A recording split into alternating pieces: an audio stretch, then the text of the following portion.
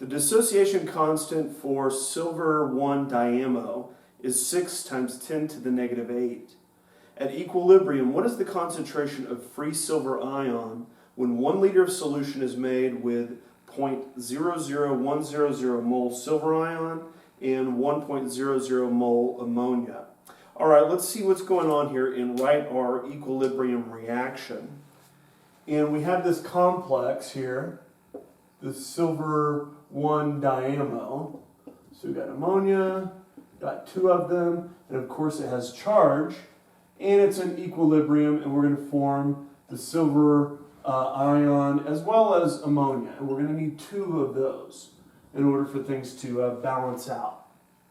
Okay, well, if we look at our starting material, approximately 0.00100 mole of silver will be in the complex ion. The free ammonia at